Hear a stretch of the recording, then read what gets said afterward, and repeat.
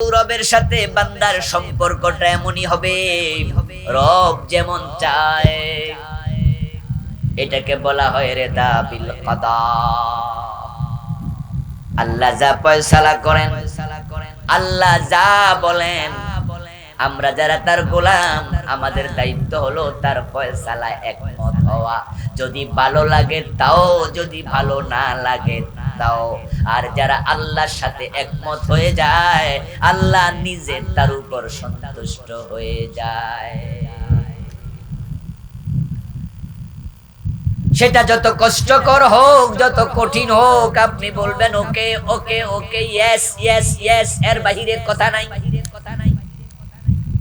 ইব্রাহিম আলাইহিস সালামের সন্তান হয় না, 80 বছর বয়স পার হয়ে গেল, দাড়িগুলো সাদা হয়ে গেল, মাথার চুলগুলো পেকে গেল। নবী ইব্রাহিম আল্লাহর কাছে দোয়া করছেন, রব্বি হাবলি মিনাস সালিহিন, আল্লাহ আমার একটা নেক সন্তান দাও। 86 বছর বয়সে ইসমাঈল আলাইহিস সালামের জন্ম হলো। বাবা আনন্দে উদ্বেলিত, মা আনন্দে আত্মহারা। সোনার টুকরা সন্তান, কলিজার টুকরা আদর করছে, কোলে নে চুমু খায়। আর আল্লাহ ওহী পাঠালেন, ইব্রাহিম এই সন্তানকে মক্কায় রেখে আসো, কাছে রাখা যাবে না। আল্লাহর ফয়সালা বান্দা সন্তুষ্ট থাকা লাগে। সন্তুষ্ট থাকলো কিনা আল্লাহ টেস্ট করে। যারা সন্তুষ্ট তাদের জন্য জান্নাত, যারা আল্লাহর সাথে দ্বিমত করে, আল্লাহর ফয়সালা নারাজি দেখায়, তাদের কপালে জান্নাত নাই।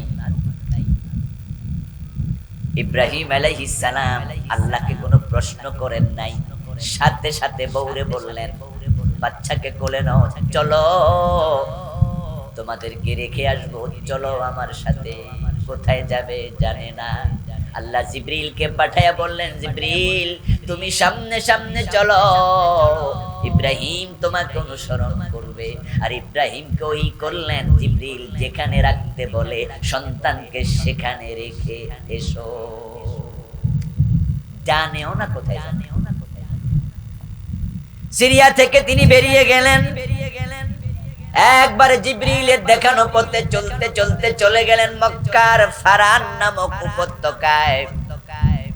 আজকের কাবা ঘর যেখানে, সেখানে তখন কোনো ঘরও ছিল না, কোনো বাড়ি নাই, গাছপালা কিচ্ছু নাই, কোনো জনবসতি গ্রাম কিচ্ছু নাই, একবারে ধুধু মরুভূমি। চারদিকে পাহাড়, সাফা, মারওয়া, জাবাল আবি কুবাইস, জাবালে ওমর, বিভিন্ন পাহাড় চারদিকে, মাঝখানে একটু ঢালু ভূমি উপত্যকা, ছোট্ট উঁচু একটু জায়গা, যেটার নাম কাবা। শুধু পিটিটুকু আছে, কোনো ঘর নাই। জিবরিল ইঙ্গিত দিয়া বললেন, আল্লাহর অর্ডার, সন্তানকে এখানে রেখে আবার সিরিয়ায় চলে যান। ইব্রাহিম আলাইহিস সালাম স্ত্রী সন্তানকে ওখানে রেখে চলে গেলেন। আল্লাহর ফয়সালায় তিনি নারাজ না রাজি? কোন প্রশ্ন করেছেন নাকি? আল্লাহ বলেছে দ্যাটস ওকে, নাম বালা, এছাড়া কোনো কথা নাই। সামিনা ওয়া তা'না। সন্তান একটু বড় হলো। ইব্রাহিম আলাইহিস সালাম মাঝে মাঝে সন্তান দেখতে মক্কায় যান। আল্লাহ তাআলা স্বপ্ন দেখালেন, স্বপ্নের মাঝে তিনি ইসমাঈলকে জবে করছেন। ইব্রাহিম আলাইহিস সালাম জানেন নবীদের স্বপ্ন ওহী। তিনি বুঝছেন এই স্বপ্নটা মানে হলো আল্লাহ চান আমি যেন ইসমাঈলকে আল্লাহর জন্য জবে করি। এটাই আদেশ, এটাই তার ফয়সালা। এখানে ইয়েস বলা ছাড়া কোনো উপায়, কোনো কথা নাই। রেদা বিল কাদা, আল্লাহ যা কাজা করেছেন, ফয়সালা করেছেন, সেটাতে আমি রাজি। এমনটাই হওয়া লাগবে। ইসলাম পাই আপনারা কতটুকু খুশি একটু পরে বলতেছি। আমাদের অবস্থা কিন্তু মোটেও ভালো না। বলি আমরা ইব্রাহিমের বংশধর, অথচ ইব্রাহিমের সাথে আমাদের চরিত্রের মিল পাওয়া যায় না। মিল্লাত আবিকুম ইব্রাহিম হুয়া সাম্মাকুমুল মুসলিমিন। ইব্রাহিম আমাদের জাতির বাবা, আমাদের বাবা। ইব্রাহিমের সাথে আমাদের সম্পর্ক অন্য নবীর তুলনায় একটু বেশি। ঈসা, মূসা, শুআয়ব, লূত, হুদ আলাইহিমুস সালাম তারাও নবী, তাদেরকে আমরা বিশ্বাস করি। কিন্তু ইব্রাহিমকে শুধু নবী হিসাবে বিশ্বাস করি না, তাকে আমরা বাবা বলে ডাকি। ইব্রাহিম মুসলিম জাতির পিতা। জাতির পিতা কে?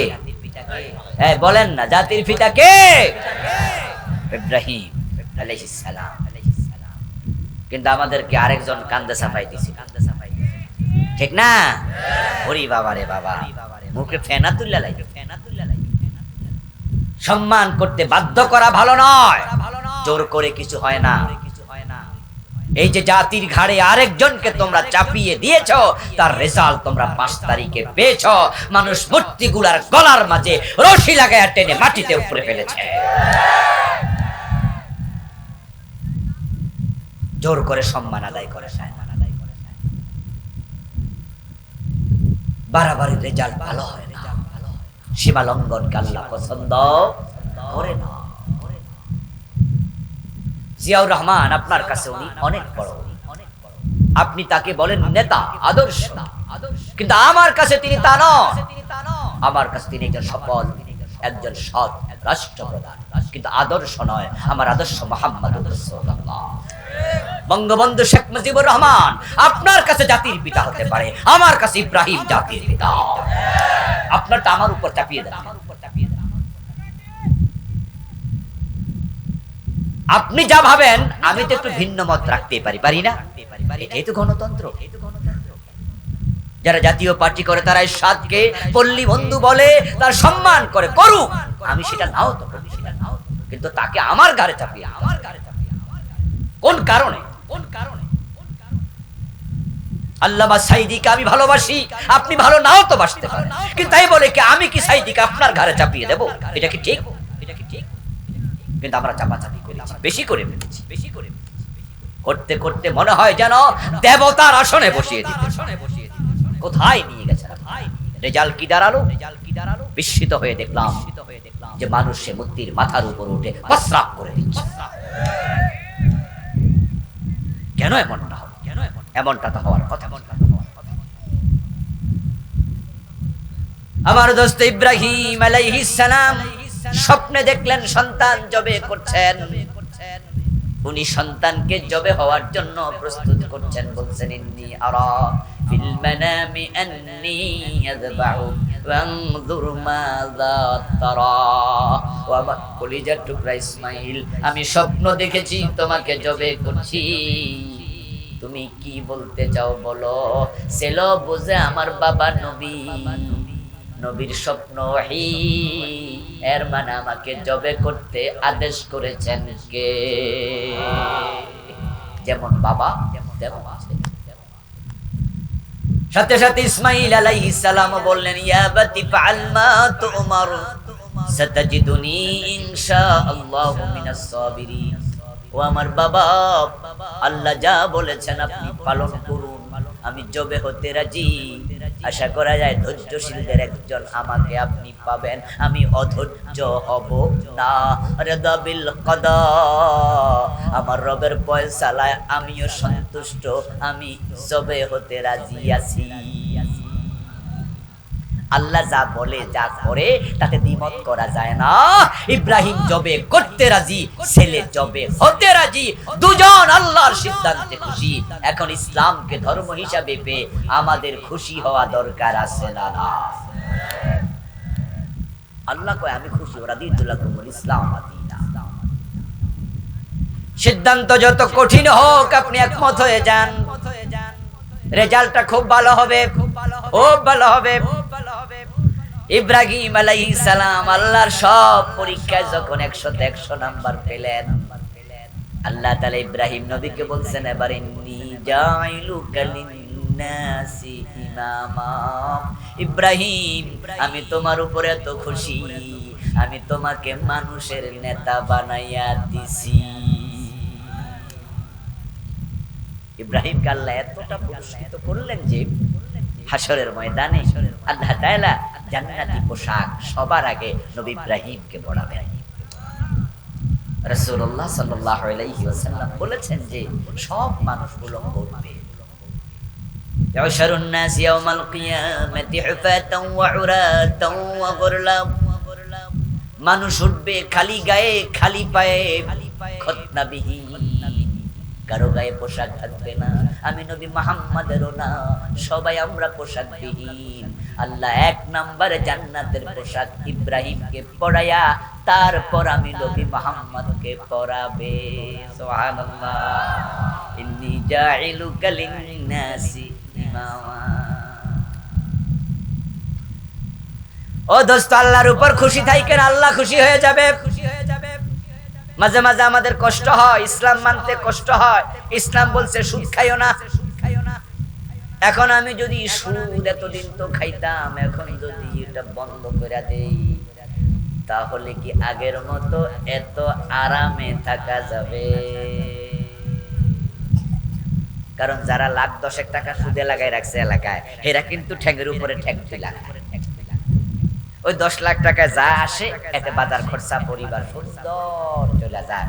50 লাখ টাকা যদি পেনশন পায় আর সেটা সোনালী ব্যাংকে, অগ্রণী ব্যাংকে রাখা দেয়, মাসে যদি 1000 টাকা প্রতি লাখে সুদ দেয়, তাও তো 50,000। কত মজা! এখন হুজুর কয় সুদ হারাম, তাহলে কি করব? এবার এই টাকা তুলে ব্যবসা বাণিজ্য করতে হবে। কেমনে ব্যবসা বাণিজ্য? ঝুঁকি আছে, কষ্ট আছে, সময় দাও, চিন্তা দাও, এর পিছনে অনেক কিছু লাগে। তাহলে আগের মতো মজা নাই, তাই সুদে মজা। ইসলাম বলছে সুদ হারাম, কষ্ট হলেও এটা মেনে নিতেই। ইসলাম বলছে মিথ্যা বলা যাবে না, কিন্তু পাশের দোকানদার 2 নাম্বার মালকে 1 নাম্বার বলে মিথ্যা বলে চালাচ্ছে। এখন আমি যদি বলি যে না, আমার কাছে 1 নাম্বার মাল নাই, লোকজন আইসা জিজ্ঞাসা করছে, ভাই 1 নাম্বার সরিষার তেলটা কি আছে, খাঁটিটা আছে? আপনি জানেন যে না, সরিষার তেল খাঁটিটা আপাতত এই মার্কেটে নাই। সব জায়গায় সরিষার তেলের সাথে সাওয়াবিন মিক্স করে, সরিষার তেলের সাথে মরিচের গুঁড়া মিক্স করে ধাঁচ বাড়ায় দেয়। এখন আপনি জানেন যে এখানে খাদ আছে, তো যদি বলেন যে না ভাই 1 নাম্বারটা নাই, পাশের দোকানে একই তেল, ও বেটা কয় যে বলেন কি খাঁটি ছাড়া কি আমি বেশি নাকি? সবই শুধু খাঁটি। তো কাস্টমার সব ওই দোকানে যাবে, আমার তো দোকানে কাস্টমার নাই। এখন সত্য কথা বললে তো ব্যবসায় লুজার হব। এখন কি করি? ইসলাম বলে মিথ্যা বলা যাবে না, প্রয়োজনের লস মেনে নিতে। ইব্রাহিম নবী ছেলে জবে করে দেয় আল্লাহর কথা মেনে। কলিজার টুকরা জবে করার সে বড় লস আর কি আছে? ইব্রাহিম বলেছে আমার আল্লাহ যেহেতু বলেছে, লাভ লস বুঝি না, আমার আল্লাহটাই মানি। ইব্রাহিম আলাইহিস সালাম যখন ইসমাইলের গলায় ছুরি চালাচ্ছিলেন, তখনও কি তিনি জানতেন নাকি জবাই হবে না? উনি জানতেন যে ছুরি দিলে তো জবাই হবেই, আমার আল্লাহ বলছে জবাই করতে। কিন্তু না, আপনি জান্নাত চান আবার সুদও খান, আপনি বেহেশত খোঁজেন আবার মিথ্যাও বলেন। ইসলাম পাই আপনি খুশি হয়েছেন, কইল রাখে না। যদি বলেন যে ইসলাম পাই আমি খুশি, আপনি মিথ্যু। আর চরিত্র যদি আপনার কর্ম কোরআনের সাথে হাদিসের সাথে মিলে, তাহলেই আপনি সত্যবাদী। কয়জনের সাথে মিলে? ইসলাম বলেছে ছেলের বয়স, বাচ্চার বয়স 7 বছর হলে নামাজের আদেশ করো, 10 বছর হলে প্রয়োজনে শাসন করে নামাজ পড়াও। অথচ আপনার ছেলে ইন্টারমিডিয়েটে পড়ে, অনার্সে পড়ে, ফজরের টাইমে আপনি মসজিদে গেলেন, ছেলে ঘুমায় আছে, আপনি তাকে মসজিদের সাথে ইসলাম পাই আপনি খুশি, কইল কেডা? আপনি তো আল্লাহর কথা রাসূলের কথাই মানেন নাই। আরো কত আসতেছি, একটু একটু ও শুনে আবার কষ্ট পাইতেছেন না তো? এগুলো অমিলগুলো মিল আনতে হবে। আর আত্মসমালোচনা হোক, ও শুনে বুঝতে আসুক যে আসলে আমি যে পথে চলছি, এই পথে চলে তো জান্নাত পাওয়া কঠিন, তাই ভালো পথে আমাকে যেতেই হবে। আল্লাহর সিদ্ধান্তে খুশি হন, মনোপুত নাও হতে পারে। আর যারা আল্লাহর সিদ্ধান্তে খুশি, আল্লাহ তাদের উপর হয় খুশি। রাসূলুল্লাহ সাল্লাল্লাহু আলাইহি সাল্লাম বলেন, ইযা মাতা ওয়ালাদুল আবদ, যখন কারো সন্তান মারা যায়,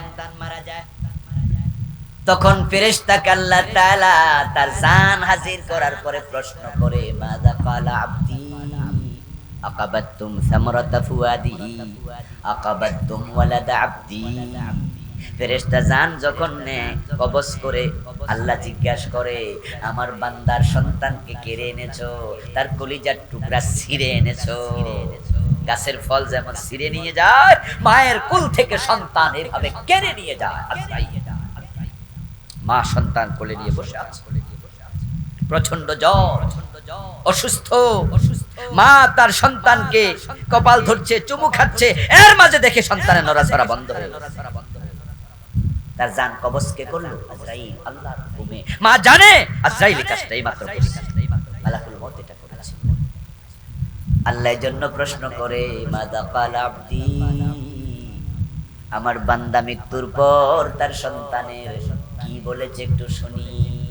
বাবার কাছে ফোন গেল, কাপাসিয়া বাজারে, পাকুন্দিয়া বাজারে দোকানদারি করে, বাড়ি থেকে ফোন গেল আপনার ছেলে মরে গেছে, পানিতে ডুবে মরছে, বিদ্যুতের শক খায়া মরছে, এভাবে ওভাবে মারা গেছে, গাড়ি অ্যাক্সিডেন্ট করে মরে গেছে। আপনার খবর পাইলেন, পাওয়ার পরে আপনি কি বলেন? আল্লাহ জিজ্ঞেস করে। তখন জিবরা মালাকুল মউত বলে হামেদা কাওয়াস্তার যা, আপনার বান্দা বড় ভালো বান্দা। আপনার সন্তান মরার পরে সে বলছে ইন্না লিল্লাহি ওয়া ইন্না ইলাইহি রাজিউন। সে বলেছে আলহামদুলিল্লাহ, আমার রবের সিদ্ধান্ত আমার কোনো দ্বিমত নাই, তিনি যা করেন আমি খুশি। একাই আমার ছেলে মরে নাই, আমাকেও মরিতে হইবে।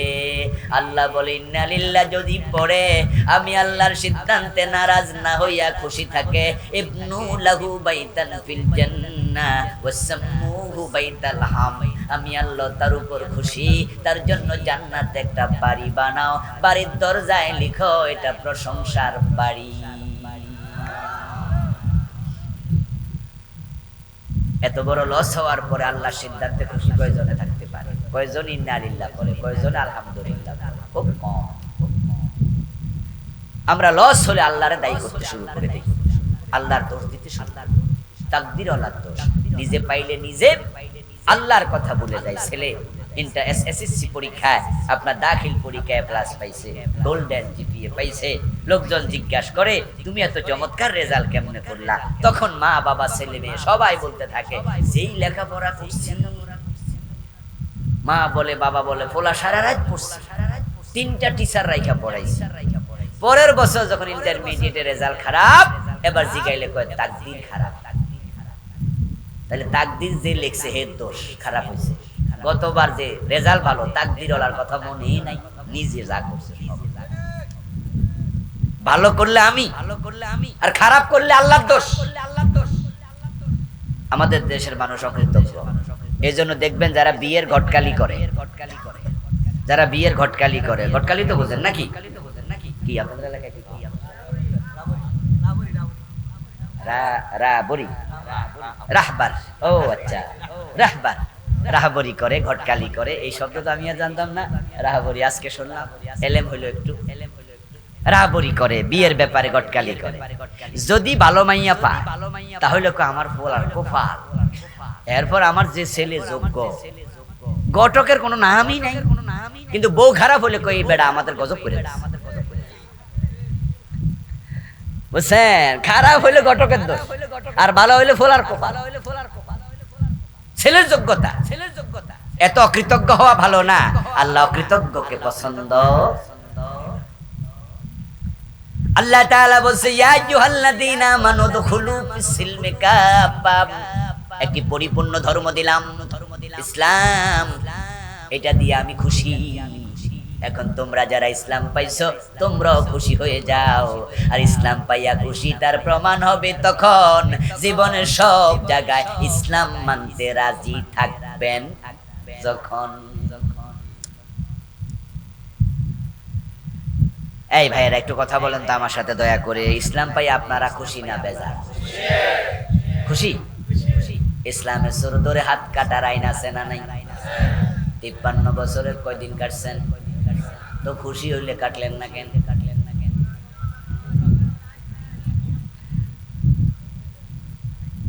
বলবে যে হুজুর চোর ধরে হাত কাটলে চোরের ভাত খাইব কি দিয়া,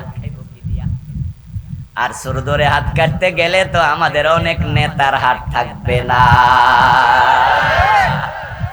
কারণ এই দেশে সবচেয়ে বড় চোর হলো রাজনীতিবিদেরা।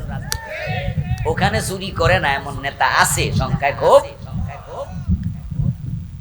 এজন্য আমাদের নেত্রীও তো কয়দিন আগে বলছে যে উনার বাড়ির ফিয়ন 600 কোটি টাকার মালিক। আচ্ছা 400 কি চাকরি করে কামাইছে, ফিয়নের কি বেতন এত হয়? বাস্তবতা কি? যারা সচিব তাদের বেতন হলো 1 লাখ 1.25 লাখ টাকা সর্বসাকুল্য সব লইয়া, তাও আবার 40% বাড়ি ভাড়া কেটে লাই। তো সচিব হলো চাকরির দিক থেকে সবার পরে সিনিয়র, এর উপরে কোনো চাকরি আর নাই। তো সচিবের বেতন যদি 1 লাখ হয় তাহলে মাসে কয় লাখ? 1। বছরে কয় লাখ হলো বলেন না, কয় লাখ?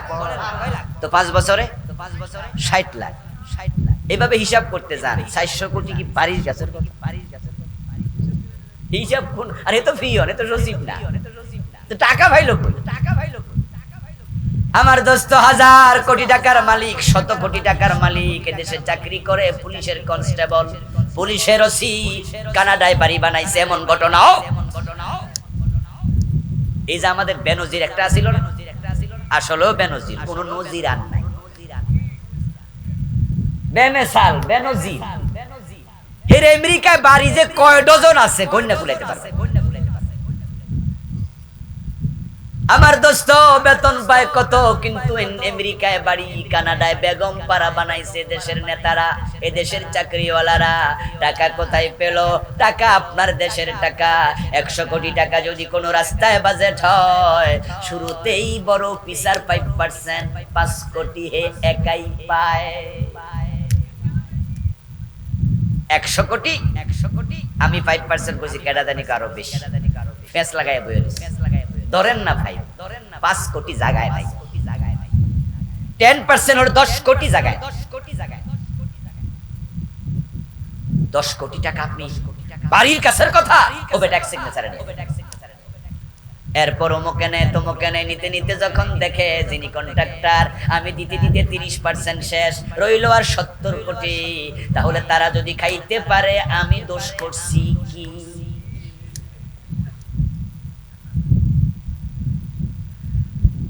হুজুর যদি ডিম চুরি করে খায়, ছাত্র মুরগি খেলে, ওইটাই নিয়ম। ছাত্র হুজুরের সাথে চলে, পীর সাহেবের সাথে মুরিদ চলে। এখন যদি মুরিদে টের পায় যে পীর সাহেব মানুষের কাছে ডাব চুরি করে খায়, মুরিদ নারিকেল শোকা ওঠে। এটা নিয়ম, এটা নিয়ম। যখন সেখানে 10 কোটি শেষ, 5 কোটি শেষ, 10%, পরে দেখা যায় নামতে নামতে নামতে নামতে 100 কোটি টাকার কাজ 30 কোটিও হয় না, যার কারণে তো রাস্তা শেষ হওয়ার আগে চামড়া থাকে না। এখন প্রশ্ন কোথায় জানেন? প্রশ্ন হলো এই 100 কোটি টাকা আসলো কোথায়?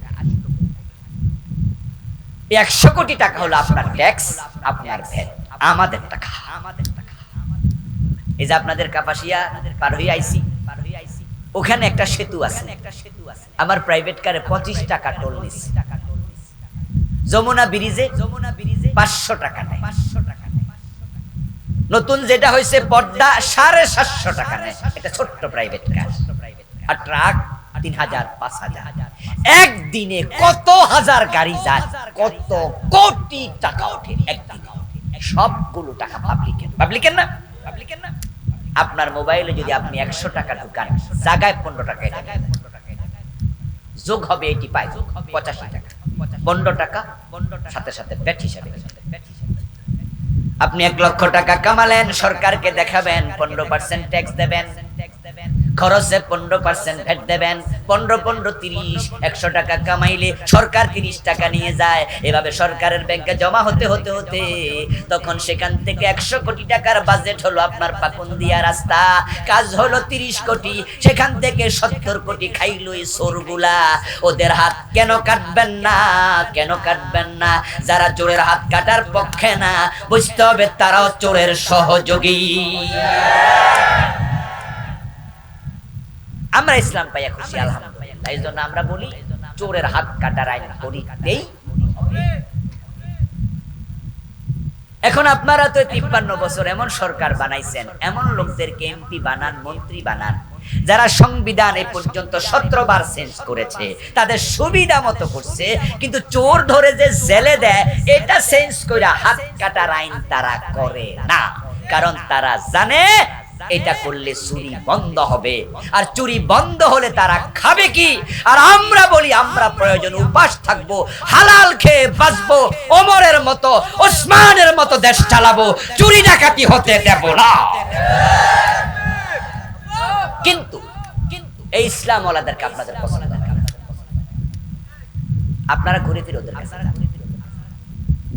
আবার মাহফিল আইসা আপনারা এখন ঠিক যে কোনটা যে ঠিক বুঝাই করি। দেশটা সোনার বাংলা, আসলে সোনার বাংলা। যে কবি আমার সোনার বাংলা লিখছে রবীন্দ্রনাথ ঠাকুর, এ বেটা ইউকেতে গেছে, সে বিরাতে গেছে, বিদেশ ঘুরছে, তো ঘুরে টুরেই লিখছে। আমিও বাস্তবতা তাই মনে করি। আমি অনেকগুলো দেশে আল্লাহ আমাকে যাওয়ার সুযোগ দিয়েছে। এই অগাস্টেও আমি কাতারে গিয়েছি, আমেরিকায়, আপনার তুরস্কে গিয়েছি, আমেরিকায় গিয়েছি, 22 দিন ছিলাম। পৃথিবীর অনেক দেশ আল্লাহ আমাকে দেখার সুযোগ দিয়েছে।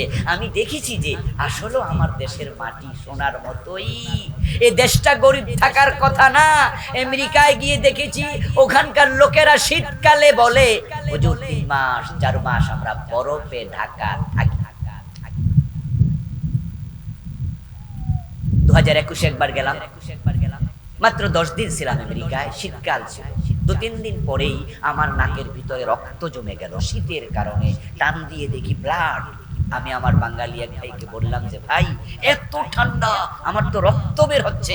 উনি বলল হুজুর শীত তো এখনো আসেই নাই, শীত দেখবেন হুজুর ডিসেম্বরের 15 থেকে জানুয়ারি ফেব্রুয়ারি। আমি কই আল্লাহ যেন আমার না দেখা। উড়াল দিয়ে চলে আসতে মন চাইছে, বলে হুজুর 2 ফিট 2.5 ফিট পর্যন্ত তুষার জমে, রাস্তার মাঝে এই পর্যন্ত বুক পর্যন্ত জমে যায়। আমাদের প্রাইভেট কার বরফের নিচে চলে যায়, গাছগুলোতে একটা পাতা থাকে না। 3 মাস ফসল হয় না, ফল হয় না। আপনি ইউকেতে ফল হয় না, ফসল হয় না। আপনার তুরস্কে ওখানে গিয়ে দেখি ঘরের ছাদ সবের উপর। আমি জিজ্ঞাসা করলাম কার্ভ করা কেন? বলল বরফ জমলে বলতে সুবিধা, বরফ থাকে 3 থেকে 4 মাস পুরা দেশ থেকে যায়। আর আমার দেশে 12 মাস সুন্দর আবহাওয়া, কোনো না কোনো ফসল হচ্ছেই। ওদের গাছে তো থাকে না, সব বরফের নিচে চলে, ফসল হবে কেন? আমার দেশের আবহাওয়া কি চমৎকার পরিবেশ। সৌদি আরবে যারা গেছেন, যারা দুবাইতে গেছেন, কমপক্ষে দুবাই যদি যান, সৌদি আরবে যান, তাও দেখবেন যে গাছের তলায় পাইপলাইন, সকালে একবার পানি দেয়, বিকালে আরেকবার পানি দেয়। পানি না দিলে গাছ বাঁচে না। আর আমার দেশে আম খাইয়া আমের বিচি ফেলে দেন, নিজে নিজে গাছ হইয়া কয়দিন পরে আম ধরা শুরু করে। কি আবহাওয়া, কি পরিবেশ, কি মাটি। লাউ খাবেন, অথবা লাউ পচা ফেলে দেন, পাখিতে খাবে, ওই লাউয়ের দানা পাখি পায়খানা করে ফেলে, এইটাই আবার দেখা যায় গাছ হইয়া লাউ ধরে। কি আজীব। কিন্তু দেশটা গরিবের কাতারে, শুধুমাত্র এই চোরগুলার, এই সাটার দলের কারণে। বঙ্গবন্ধু বড় স্বপ্ন নিয়ে সোনার বাংলা করতে চাইছিলেন। এবারের সংগ্রাম স্বাধীনতার সংগ্রাম, এবারের সংগ্রাম মুক্তির সংগ্রাম। 7ই মার্চের সে ভাষণ জীবনের ঝুঁকি নিয়ে দিয়েছেন। স্বাধীনতার ঘোষণা করা জিয়াউর রহমানের কণ্ঠে সহজ বিষয় ছিল না। দেশটা স্বাধীন না হলে এই বঙ্গবন্ধু জিয়াকে পাকিস্তানিরা ফাঁসি দিত, রাষ্ট্রদ্রোহ মামলা। তারা শখ ছিল দেশটা ভালো করার, পারেনি। কেমনে পারবে? শেখ মুজিবুর রহমান তিনি 1 থেকে 1.5 বছরের ব্যবধানে বললেন আফসোস, মানুষ পায় স্বর্ণের খনি, আমি পাইছি চোরের। উনি বলছেন ওনার ডানে চোর, বামে চোর, সামনে চোর, পিছনে চোর। আমি বলি চোরগুলো এখন আর চোর নাই, এক একটা ডাকাইত হয়ে গেছে। আমার দোস্ত, এখন যদি আপনি চান ইসলাম পেয়ে খুশি হতে, ইসলামের সৌন্দর্য দেখে আপ্লুত হতে, তাহলে আপনি ইসলামের আইনগুলোর পক্ষে চলে আসেন। আমরা বলি ইসলাম পেয়ে খুশি, জেনা করলে 100 বেত লাগাতে হবে, বিবাহিত হলে পাথর মারতে হবে, এমন আইন ইসলামে আছে না নাই? ইসলাম পাইয়া যদি খুশি হন, 53 বছরে পাথর মারছেন কয়জন? মদ পান করলে 80 বেত দিতে হবে। হযরত ওমর নিজের ছেলে আবু শামাকেও ছাড় দেয় নাই। 80 বেত লাগানোর আইন ইসলামে আছে, কিন্তু বাংলাদেশে আমরা 53 বছরে একজন মদখোরকে 80 বেত লাগাই নাই। ইসলাম পেয়ে যদি খুশি হন, ইসলাম আপনাকে মানতে হবে, না হয় আল্লাহ আপনার সাথে ডিলিংস ভালো করবে না। আল্লাহ শয়তানকেও বলেছিল আদমরে সিজদা কর, যেখানে অর্ডার করছিলেন ফেরেশতাদেরকে, সেখানে শয়তানও ছিল, ইবলিস ছিল, কিন্তু সব ফেরেশতা সিজদা করলো, আল্লাহর কথা মানলো। মানে নাই একজন, সে হলো ইবলিস। যে মানে নাই সে পুরস্কৃত হলো না, তিরস্কৃত। তার ঈমান থাকলো না, গেল। জান্নাতের সীমায় থাকতে পারলো না, বের করা হলো। তো আল্লাহর একটা আদেশ মানে নাই, আল্লাহ ইবলিসকে লাঞ্ছিত করে বের করে দিলেন। আর আমরা ডজন ডজন মানি না, জান্নাতে যাওয়ার স্বপ্ন দেখি কেমনে। এবার কিন্তু একটা সুযোগ আসছে, এই সুযোগটা বাংলাদেশে 53 বছরে আর আসে নাই। 72 তে সংবিধান লেখা হয়। এই মাইকওয়ালা আওয়াজ বাড়াই দাও। 72 তে সংবিধান লেখা হয়। এই সংবিধান লেখার পরে 17 বার এই পর্যন্ত সংবিধান চেঞ্জ হলো, কিন্তু সংবিধানের মূল ধারাগুলো কোনো চেঞ্জ হয়নি। এবারে বৈষম্য বিরোধী আন্দোলনের সফলতার পরে সংবিধানের অনেকগুলো স্থগিত, যেমন প্রধানমন্ত্রীর সাথে সংশ্লিষ্ট সব ধারা মুলতবি, কারণ প্রধানমন্ত্রী তো নাই। মন্ত্রী পরিষদের সাথে সংশ্লিষ্ট সকল ধারা মুলতবি, মন্ত্রী পরিষদই নাই। 300 এমপির সাথে সংশ্লিষ্ট সব ধারা মুলতবি। 300 মন্ত্রী একসাথে পালিয়েছে, 300 এমপি একসাথে পালিয়েছে, এমপি তো নাই।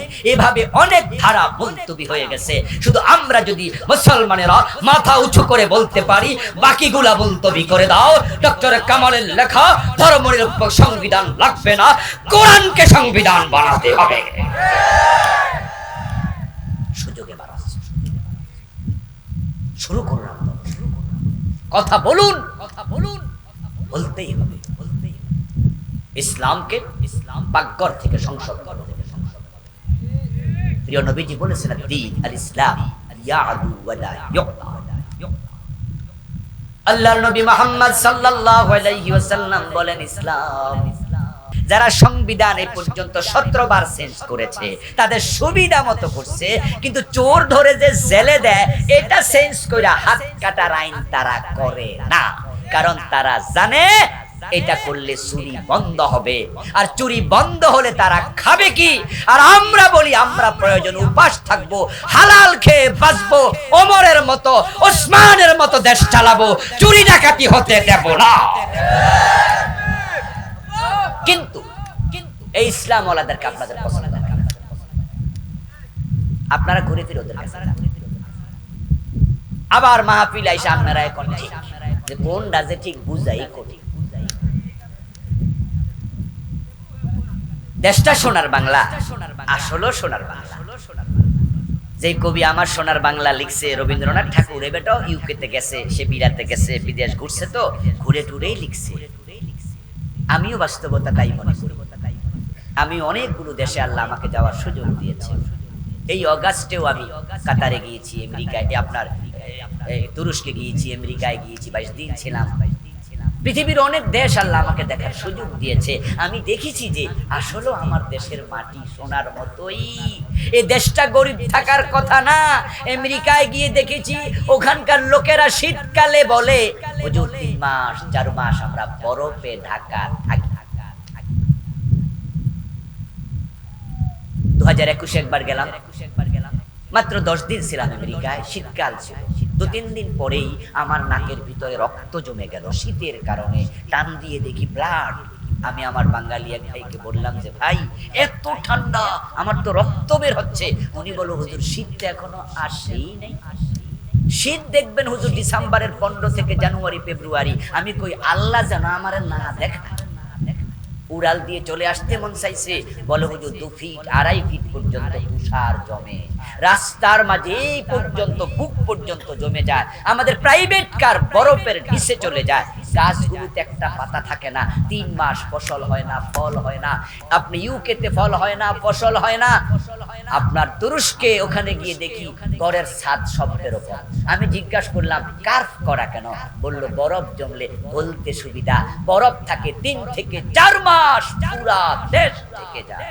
আর আমার দেশে 12 মাস সুন্দর আবহাওয়া, কোনো না কোনো ফসল হচ্ছেই। ওদের গাছে তো থাকে না, সব বরফের নিচে চলে, ফসল হবে কেন? আমার দেশের আবহাওয়া কি চমৎকার পরিবেশ। সৌদি আরবে যারা গেছেন, যারা দুবাইতে গেছেন, কমপক্ষে দুবাই যদি যান, সৌদি আরবে যান, তাও দেখবেন যে গাছের তলায় পাইপ লাইন, সকালে একবার পানি দেয়, বিকালে আরেকবার পানি দেয়। পানি না দিলে গাছ বাঁচে না। আর আমার দেশে আম খাইয়া আমের বিচি ফেলে দেন, নিজে নিজে গাছ হইয়া কয়দিন পরে আম ধরা শুরু করে। কি আবহাওয়া, কি পরিবেশ, কি মাটি। লাউ খাবেন, অথবা লাউ পচা ফেলে দেন, পাখিতে খাবে, ওই লাউয়ের দানা পাখি পায়খানা করে ফেলে, এইটাই আবার দেখা যায় গাছ হইয়া লাউ ধরে। কি আজীব। কিন্তু দেশটা গরিবের কাতারে, শুধুমাত্র এই চোরগুলার, এই সাটার দলের কারণে। বঙ্গবন্ধু বড় স্বপ্ন নিয়ে সোনার বাংলা করতে চাইছিলেন। এবারের সংগ্রাম স্বাধীনতার সংগ্রাম, এবারের সংগ্রাম মুক্তির সংগ্রাম। 7ই মার্চের সে ভাষণ জীবনের ঝুঁকি নিয়ে দিয়েছেন। স্বাধীনতার ঘোষণা করা জিয়াউর রহমানের কণ্ঠে সহজ বিষয় ছিল না। দেশটা স্বাধীন না হলে এই বঙ্গবন্ধু জিয়াকে পাকিস্তানিরা ফাঁসি দিত, রাষ্ট্রদ্রোহ মামলা। তারা শখ ছিল দেশটা ভালো করার, পারেনি। কেমনে পারবে? শেখ মুজিবুর রহমান তিনি 1 থেকে 1.5 বছরের ব্যবধানে বললেন, আফসোস মানুষ পায় স্বর্ণের খনি, আমি পাইছি চোরের। উনি বলছেন ওনার ডানে চোর, বামে চোর, সামনে চোর, পিছনে চোর। আমি বলি চোরগুলো এখন আর চোর নাই, এক একটা ডাকাইত হয়ে গেছে। আমার দোস্ত, এখন যদি আপনি চান ইসলাম পেয়ে খুশি হতে, ইসলামের সৌন্দর্য দেখে আপ্লুত হতে, তাহলে আপনি ইসলামের আইনগুলোর পক্ষে চলে আসেন। আমরা বলি ইসলাম পেয়ে খুশি, জেনা করলে 100 বেত লাগাতে হবে, বিবাহিত হলে পাথর মারতে হবে, এমন আইন ইসলামে আছে না নাই? ইসলাম পাইয়া যদি খুশি হন, 53 বছরে পাথর মারছেন কয়জন? মদ পান করলে 80 বেত দিতে হবে। হযরত ওমর নিজের ছেলে আবু শামাকেও ছাড় দেয় নাই। 80 বেত লাগানোর আইন ইসলামে আছে, কিন্তু বাংলাদেশে আমরা 53 বছরে একজন মদখোরকে 80 বেত লাগাই নাই। ইসলাম পেয়ে যদি খুশি হন, ইসলাম আপনাকে মানতে হবে, না হয় আল্লাহ আপনার সাথে ডিলিংস ভালো করবে না। আল্লাহ শয়তানকেও বলেছিল আদম রে সিজদা কর, যেখানে অর্ডার করছিলেন ফেরেশতাদেরকে, সেখানে শয়তানও ছিল, ইবলিস ছিল। কিন্তু সব ফেরেশতা সিজদা করলো, আল্লাহর কথা মানলো, মানে নাই একজন, সে হলো ইবলিস। যে মানে নাই সে পুরস্কৃত হলো না, তিরস্কৃত। তার ঈমান থাকলো না, গেল জান্নাতের সীমায় থাকতে পারলো না, বের করা হলো। তো আল্লাহর একটা আদেশ মানে নাই, আল্লাহ ইবলিসকে লাঞ্ছিত করে বের করে দিলেন। আর আমরা ডজন ডজন মানি না, জান্নাতে যাওয়ার স্বপ্ন দেখি কেমনে? এবার কিন্তু একটা সুযোগ আসছে, এই সুযোগটা বাংলাদেশে 53 বছরে আর আসে নাই। 72-তে সংবিধান লেখা হয়। এই মাইকল আওয়াজ বাড়াই দাও। 72-তে সংবিধান লেখা হয়। এই সংবিধান লেখার পরে 17 বার এই পর্যন্ত সংবিধান চেঞ্জ হলো, কিন্তু সংবিধানের মূল ধারাগুলো কোনো চেঞ্জ হয়নি। এবারে বৈষম্য বিরোধী আন্দোলনের সফলতার পরে সংবিধানের অনেকগুলো স্থগিত, যেমন প্রধানমন্ত্রীর সাথে সংশ্লিষ্ট সব ধারা মুলতবি, কারণ প্রধানমন্ত্রী তো নাই। মন্ত্রী পরিষদের সাথে সংশ্লিষ্ট সকল ধারা মুলতবি, মন্ত্রী পরিষদই নাই। 300 এমপির সাথে সংশ্লিষ্ট সব ধারা ভুলতবি, 300 মন্ত্রী একসাথে পালিয়েছে, 300 এমপি একসাথে পালিয়েছে, এমপি তো নাই। এভাবে অনেক ধারা ভুলতবি হয়ে গেছে। শুধু আমরা যদি মুসলমানেরা মাথা উঁচু করে বলতে পারি বাকিগুলা ভুলতবি করে দাও। ডক্টর কামালের লেখা ধর্মনিরপেক্ষ সংবিধান লাগবে না, কোরআনকে সংবিধান বানাতে হবে। সুযোগে বাড়াচ্ছে, শুরু করুন, কথা বলুন, বলতেই হবে। ইসলামকে পাকঘর থেকে সংসদ করো। প্রিয় নবীজি বলেছেন দ্বীন আর ইসলাম ইয়াদু ওয়ালা ইউক্তা। আল্লাহর নবী মুহাম্মদ সাল্লাল্লাহু আলাইহি ওয়াসাল্লাম বলেন ইসলাম বিজয়ী হতে এসেছে, ইসলাম পরাজিত হতে আসে নাই। ইসলাম আসছে বিজয়ী। আপনাদের কাছে একটু জিজ্ঞাসা করি, একটু বলুন তো, বাংলাদেশের ইসলাম কি বিজয়ী না পরাজিত? যারা চুপ করে আছেন বলেন না, একটু বলুন। বাংলাদেশ ইসলাম কি বিজয়ী না পরাজিত? ইসলাম কি পরাজিত হতে এসেছে? তা আপনারা ইসলাম ওরা চুপ করে আছেন কেন? আপনার নামাজ রোজা হজ যাকাতে করাতে ইসলাম শেষ নাকি? ইসলাম তো কমপ্লিট কোড অফ লাইফ। এজন্য আল্লাহ বলেন খুলু বিসমিল্লাহি কাফা, ইসলামে পরিপূর্ণ প্রবেশ করো। আংশিক ইসলাম মানার কোনো অনুমতি নাই। অর্ধেক জিনিস চলে না। আমরা অর্ধেক ইসলাম পেয়ে খুশি। আছে তো, নামাজ তো পড়ি, রোজা তো রাখি, অর্ধেক জিনিস চলে না। আপনি 500 টাকার নোট মাঝখানে ছিঁড়ে বাজারে নেন তো চলবে? 1000 টাকার নোট ওইটা চলবে নাকি? চলবে না। আপনি বলবেন যে হুজুর রিক্স আছে তো, খরচ হবে 100 টাকার, 1000 টাকার নোট নিয়ে যাবো, বাজারে যদি পকেট মাইন নিয়ে যায়, এজন্য মাঝখানে ছিঁড়ে তারপর আমি অর্ধেকটা নিলাম। পকেট মাইন নিল, বাকি অর্ধেক তো নিরাপদে আছে। দোকানদারকে দিলে হে হাসবে, বলবে চাচা বাকিটা কই? আপনি যদি বলেন বেডা এটা তো 500 টাকার মূল্যমান, অর্ধেক 1000 টাকার অর্ধেক কত জানোস? খরচ মাত্র 100, বাকি 400 ফিরাই দে।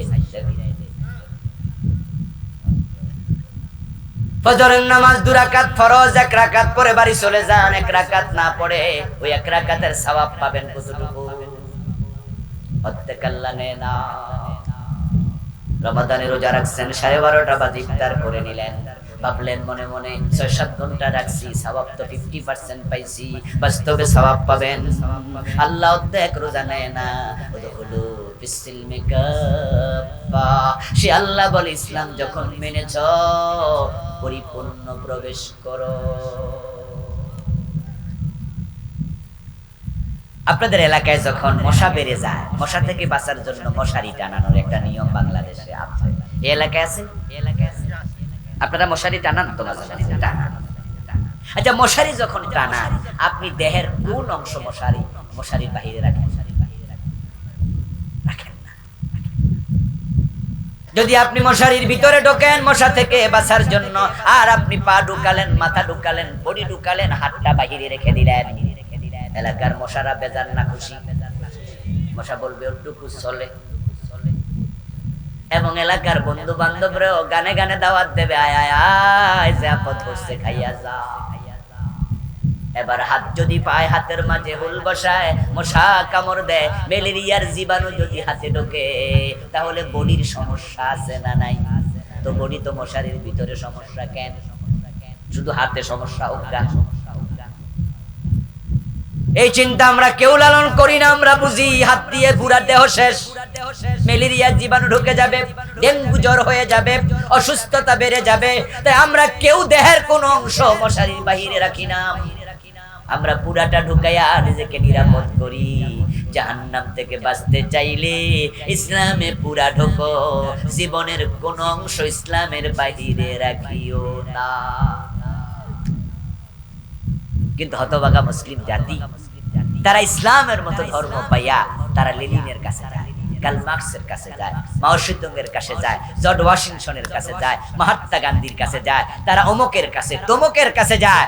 তারা যখন অর্থনীতি নিয়ে পড়ে, তখন তারা পড়ে পুঁজিবাদ আর সমাজবাদ। আপনারা গ্রামের গঞ্জের মানুষ, হাইথটের আলোচনা সবাই নিতেও পারবেন না, জাস্ট কতটুকু বলি। অর্থনীতি আমাদের যে ইউনিভার্সিটি, ঢাকা, চিটাং, রাজশাহী, আপনাদের এই যে এখানে কিশোরগঞ্জ একটা বড় কলেজ আছে না, কি নাম, গুরুদয়াল কলেজ, ওখানে অর্থনীতির সাবজেক্ট আছে, অনার্স লেভেলে অর্থনীতি পড়ায়। যত ভার্সিটি ইসলামী অর্থনীতি একটাতেও নাই, নট এ সিঙ্গেল ইউনিভার্সিটি। মুসলমানের সন্তান, মুসলমানের দেশের বিশ্ববিদ্যালয়, অর্থনীতি পড়েও মুসলিমদের, তারা ইসলামের অর্থনীতি পড়ে না, মানা দূরের কথা, তারা জানেই না ইসলামী অর্থনীতি কি। আপনাদের কাছে আমার প্রশ্ন, ইসলাম যদি পরিপূর্ণ ধর্ম হয়, ইসলামে অর্থনীতি আছে না নাই? তো না থাকলে পরিপূর্ণ হলো কি দিয়া? বরং ইসলামী অর্থনীতি হলো শান্তির অর্থনীতি, যেটা আমরা দেখেছি। ইসলাম যখন জাহেলিয়াতের যুগে অর্থনীতি কায়েম করছে, ইসলামেরটা এতটা বৈষম্যহীনতা এসেছে, এতটা অর্থনৈতিক সলভেন্সি এসেছে, ওমরের যুগে যাকাত বিভাগের কর্মচারী যাকাতের টাকা কাঁধে নিয়ে হাঁটে, যাকাত খাওয়ার মতো লোক আর নাই। বরং আমাদের পুঁজিবাদী অর্থনীতি আমাদেরকে দিন দিন গরিব বানাচ্ছে। সমাজতন্ত্র তো মাঠে মরে গেছে। পুঁজিবাদী অর্থনীতি, সুদ, ঘুষ, হালাল হারাম কিচ্ছু বিচার নাই। টাকা কামাও, টাকা কামাও, তোমার টাকার মালিক তুমি। তাই 2.5 বছর যাওয়ার পর 2.5% যাকাত দিতে হবে, না না দরকার নাই, টাকা আরো জমা। ইসলামী অর্থনীতি হলো টাকা কামাইবা হালাল ভাবে, ব্যয় করবা আল্লাহর পথে, এবং চিন্তা ভাবনা করে অপচয় করো না, হারাম খাতে ব্যয় করো না। আর বছর যখন যাবে তখন 2.5 টাকার মালিক তুমি থাকবা না, 2.5 টাকার মালিক হয়ে যাবে এলাকার গরিব মানুষেরা। وفي أنفسهم وفي أموالهم حق للسائل والمحروم। তোমরা যারা ধনী, তোমাদের মালের মাঝে আমি আল্লাহ গরিবের অংশ ঢুকাইয়া দিছি। রাষ্ট্রকে আল্লাহ বলেছে, আল্লাযীনা ইম্মাক্কান্নাহুম ফিল আরদ আকামুস সালাত ওয়া আতাউজ যাকাত। রাষ্ট্র যখন মুসলমান চালাবে, নামাজের আইন করে মানুষকে নামাজ পড়তে বাধ্য করবে, এবং যাকাতের আইন করে যাকাত তুলবে, এটা রাষ্ট্রের দায়িত্ব। তুখাযু মিন আবনিয়াইহিম ওয়া তুরাদ্দু ইলা ফুকারাইহিম। ধনীদেরকে বলবে যাকাত দিতেই হবে, না দিলে পুলিশ ধরে নিয়ে যাবে, তোমার ব্যবসার লাইসেন্স বাতিল করা হবে। আর গরিবের মাঝে রাষ্ট্র বন্টন করবে, এমন ভাবে বন্টন করবে, 1 বছর যাকাত দিলে পরের বছর যেন না লাগে, বরং যাকাতের টাকা দিয়া ব্যবসা বাণিজ্য এমন ভাবে করতে রাষ্ট্র তদারকি করবে, পরের বছর যেন গত শান্তি দেখার জন্য কেমনে শান্তি প্রতিষ্ঠিত হলো এসে তারা দেখেছে। ওমর তার ঘরে নাই, খুঁজেছে ওমর কই, লোকজন দেখিয়েছে।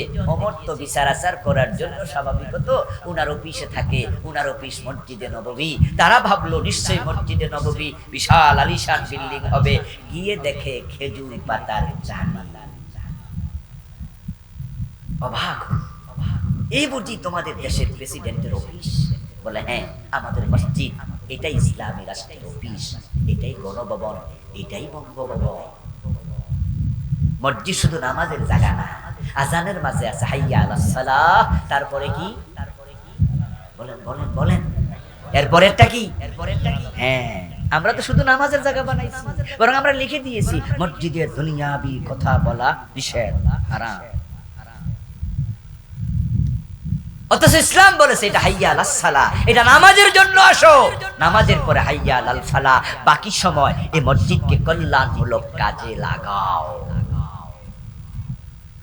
আচ্ছা, আপনাদের এলাকায় যে সমস্ত বিচার আচার হয়, গ্রাম্য বিচার, সালিশ দরবার, ওখানে গোশ খাইয়া বিচার উল্টাইয়া দেয়, এমন বিচারের জন্য বিচারক আছে কিনা? আচ্ছা, ওই বিচারগুলো যদি মসজিদের ভিতরে হইতো, তাহলে যে গোশ খায় হেতো কিন্তু একটু ডরাইতো, কইতো যে আল্লাহ গজব বিপদ। ভাই বলেন না, ঠিক কিনা? ঠিক কিনা? ওই বিচারটা মসজিদে হইতো,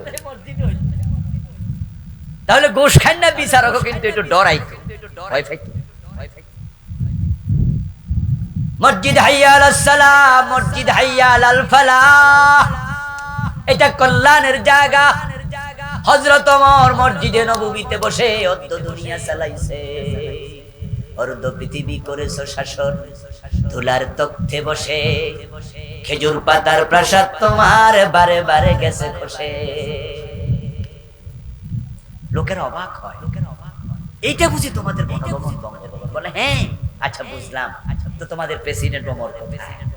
উনার সাথে সাক্ষাৎ করার জন্য আমরা অমুক জায়গা থেকে এসেছি। লোকজন বলে ওমরকে তো দেখছি কিছুক্ষণ আগে ওই গাছতলে শুয়ে আছে। কি বলো? প্রেসিডেন্ট গাছতলে শুয়ে আছে? মস্করা করছো না তো আমাদের সাথে? বলে না না, আপনি গিয়ে দেখেন। ওরা গিয়ে দেখে গায়ে কোনো দামি পোশাকও নাই, কোন রকম একটা জামা গায়ে, নিচে কোনো বিছনা চাদর নাই, ঠিকই গাছের ছায়া, মাটির মাঝে অর্ধ দুনিয়ার সম্রাট ওমর একা শুয়ে আছে, কোনো বডিগার্ড নাই। শান্তি কাকে বলে? আর আমাদের দেশের এমপি যদি কোনো এলাকায় যায়, এক গাড়ি পুলিশ নেয়। মন্ত্রী যদি যায় তাহলে কয় গাড়ি? ওরে বাবা, সামনে এক গাড়ি, পিছনে এক গাড়ি, ফু ফু ফু ফু কইরা করে যাওয়া। আর প্রধানমন্ত্রী কোথাও গেলে কয় গাড়ি? হিসাব সালাম। এক সপ্তাহ আগ থেকে কুত্তা পাঠাইয়া দেখে। কি কুত্তা এনি? কি নাম দিছে? ডগস। এনএসআই, ডিএসপি, এসএসএফ, সেনাবাহিনী, পুলিশ, র্যাব, বিজিবি, আর কি লাগবো, দলীয় নেতা কর্মী এক সপ্তাহ আগে সব কিছু বাবারি বাবা। আর প্রোগ্রামের দিন তো রাস্তাঘাট সব। এরপরও টেনশন, কোন দিয়ে আবার কি ফোড়ে কস। আর অর্ধ দুনিয়ার সম্রাট ওমর মদিনা থেকে জেরুজালেম চলে গেলেন একা একা। ওটের রশি টানার জন্য শুধু একজন চাকর, সাথে কোনো বডিগার্ডের প্রয়োজন নাই। ইসলাম কি শান্তি এনেছিল, সে ইসলাম এখনো আছে, কিন্তু শান্তি নাই। ইসলাম আমরা দেশে কায়েম করতে ব্যর্থ হয়েছি, তাই আমরা মানুষের কলিজায় ভয় ঢুকাতে পারি না। আল্লাহ কেমনে ঢুকবে? কোরআন তো চর্চাই নাই, চর্চাই তো নাই। প্রাইমারিতে কোরআন নাই, হাই স্কুলে কোরআন নাই, ইউনিভার্সিটিতে কোরআন নাই, বরং আমাদের বাচ্চারা এমন সাবজেক্ট পড়ে অনার্স ফার্স্ট ইয়ার থেকে লাস্ট ইয়ার পর্যন্ত আলিফ বা তা সা এক নাম্বার, এমন সাবজেক্ট অনেক। ফিজিক্স, কেমিস্ট্রি, বায়োলজি, বাংলা, সাহিত্য, ইতিহাস, বিজ্ঞান, ভূগোল, সাবজেক্ট শত শত এমন সাবজেক্ট আছে। আল্লাহর কোরআন, নৈতিক শিক্ষা এক নাম্বারও নাই। পুরাটা জীবন পড়লো, ইসলামী শিখলো না, দেখে কোরআনটাই দেখে পারে না। এমন পচা সিলেবাস বানাইছো। এমন সিলেবাস হওয়া দরকার ছিল প্রত্যেকটা ছাত্র মেট্রিক পাশের আগে যেন বিশুদ্ধ কোরআন পড়তে পারে। এটা কি অসম্ভব ছিল? অসম্ভব ছিল। ও মুসলমান, ইসলাম তোমরা পেয়েছো, কিন্তু অর্থনীতির জন্য তোমরা যাও সেখানে লেনিন কার্ল মার্কসের কাছে,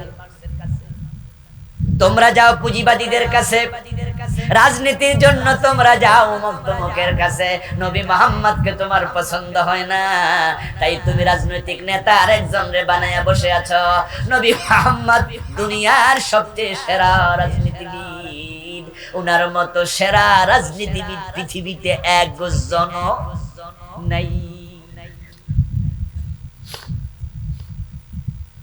জাকাতুল ঈমান মান রাদিয়া বিল্লাহি রাব্বান ওয়া বিল ইসলামি দীনা ওয়া বিমুহাম্মাদিন নাবিয়্যান ওয়া রাসূলা।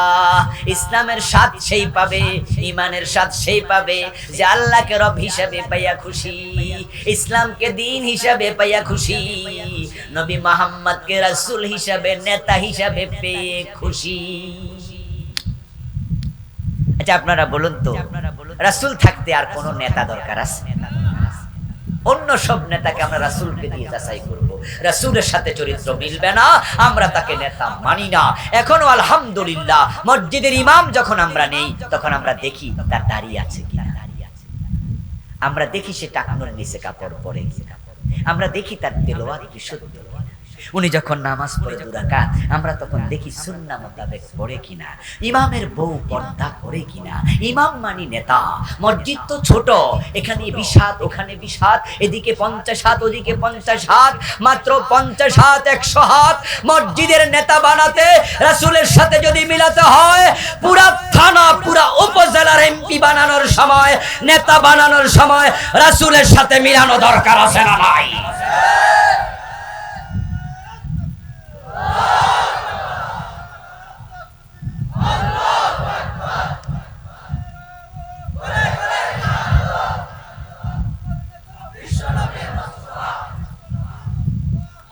আমার প্রিয় ভাই, আমরা মসজিদের ইমাম নীতি কিন্তু রাসূলের সাথে মিলাই। ইমাম শব্দের অর্থ কি? যারা জানেন তারা বলেন। ইমাম অর্থ কি? নেতা। আচ্ছা, মসজিদের ইমাম বড় নেতা না সমাজের যারা এমপি মন্ত্রী তারা বড় নেতা? কারণ মসজিদের ইমামের অধীনে মানুষ থাকে কতজন? 500, 700, 1000, 2000। আর একজন এমপি, ঢাকা শহরে যিনি এমপি, তার অধীনে মানুষ থাকে 10 লাখ, 20 লাখ, 30 লাখ। আর আপনাদের এলাকার যিনি ইমাম হবে, নেতা হবে, এমপি হবে, এই পাকুন্দিয়া এবং কটিয়াদি 2 আসনে মিলে মানুষ তো 5 লাখের নিচে হওয়ার কথা নয়, 4-5 লাখ। যদি 100-200 ইমামকে আপনি সুন্নাহ মিলায়া নেন, 5 লাখের ইমাম কি রাসূলের সাথে মিলানো উচিত নয়? কিন্তু আপনি কি মিলিয়েছেন? ইসলাম পেয়ে খুশি আপনারা কইলো কেন? এগুলো আপনার দ্বিচারিতা।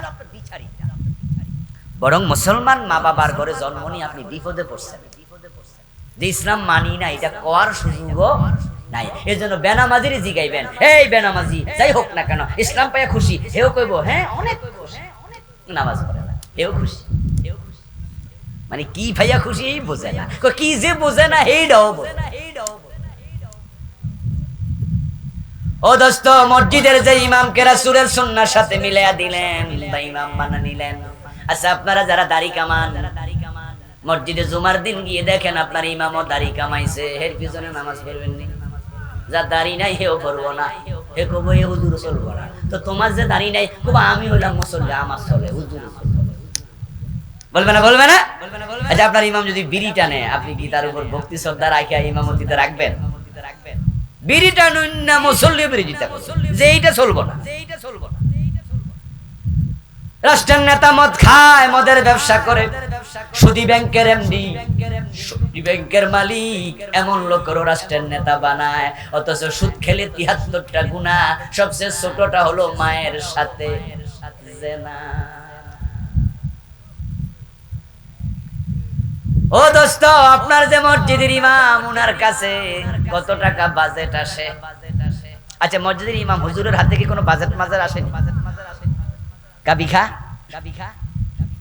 খাদ্যের বিনিময় কর্মসূচি, গম, রাস্তা করার টাকা। মসজিদের ইমামের কাছে কাবিখা নাই, রাস্তার টাকা নাই, কিছু নাই।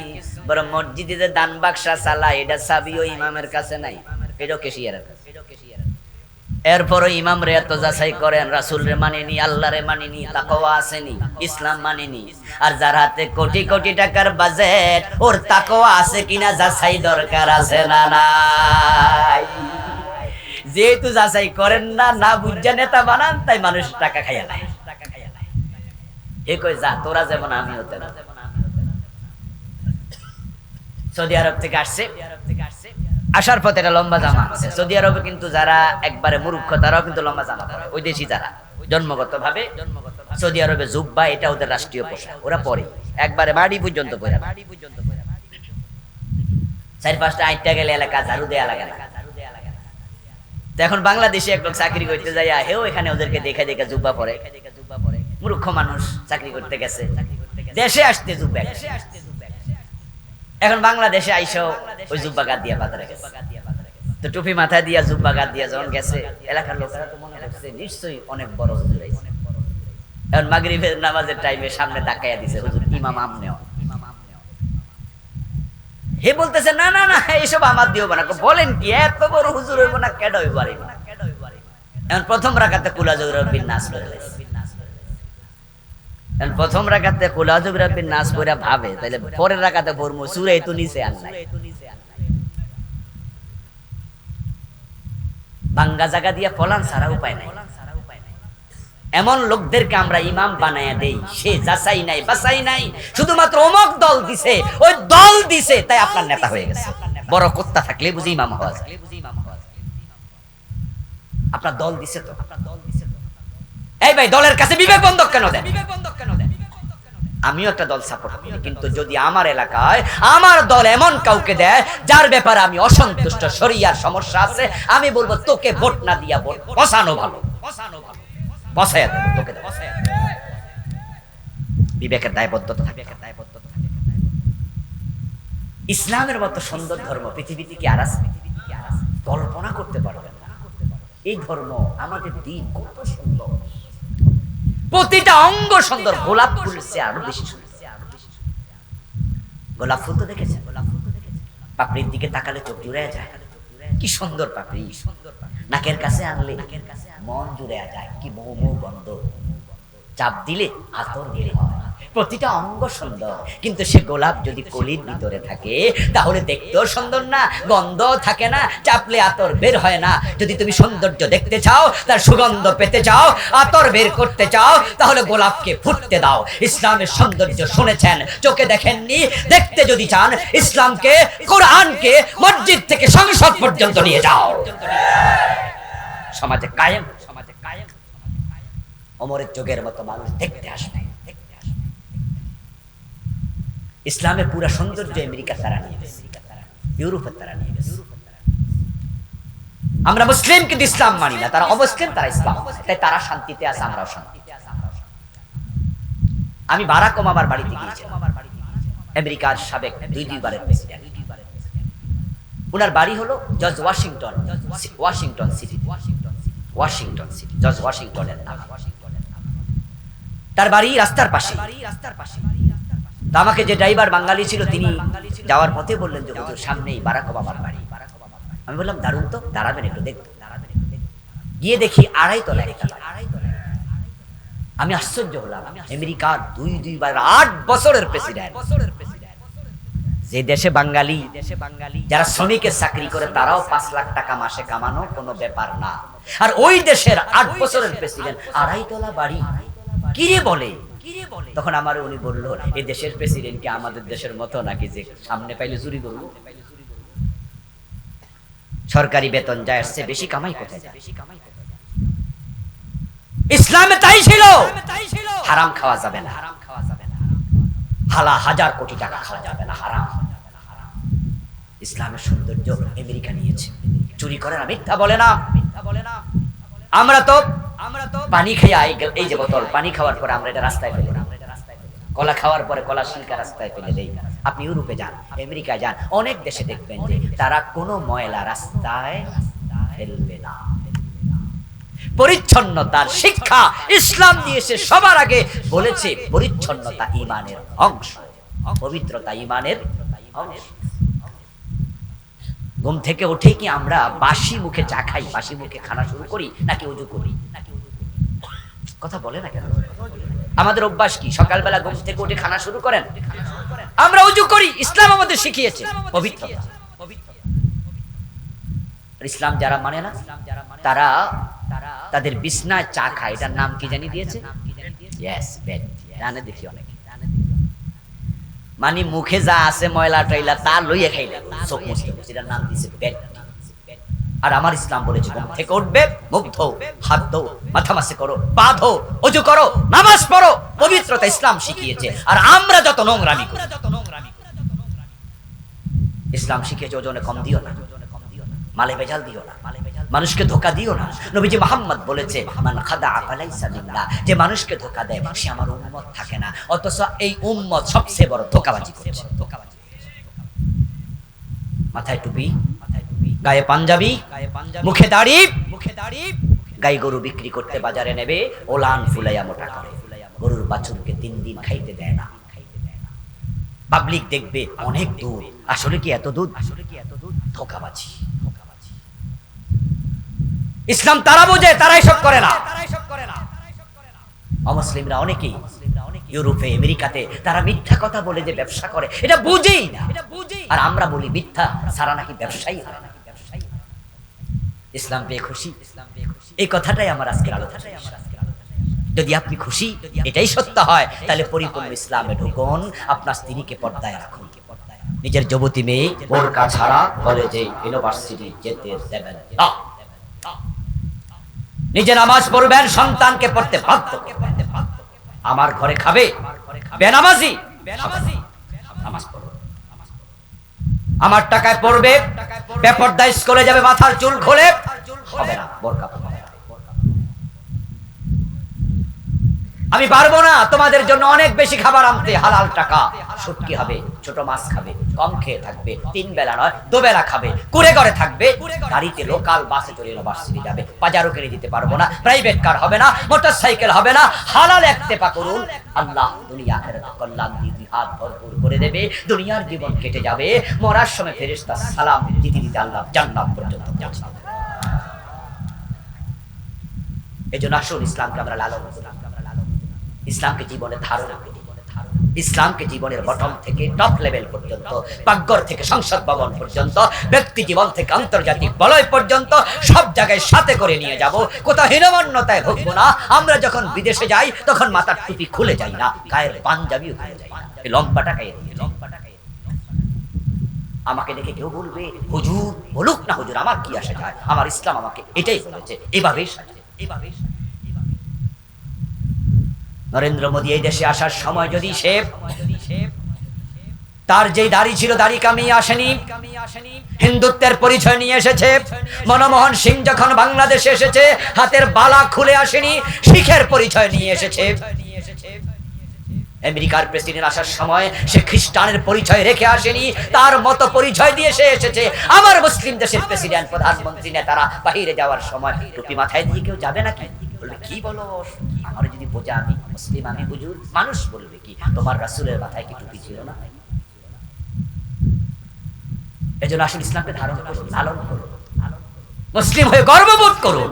আল্লাহর বড় দয়া, একজন মুসলিম মায়ের পেটে আল্লাহ আপনাকে পৃথিবীতে পাঠিয়েছেন। তিনি চাইলে হিন্দুর পেটে পাঠাতেন, তখন ইসলাম খুঁজে পাওয়া এত সহজ ছিল না।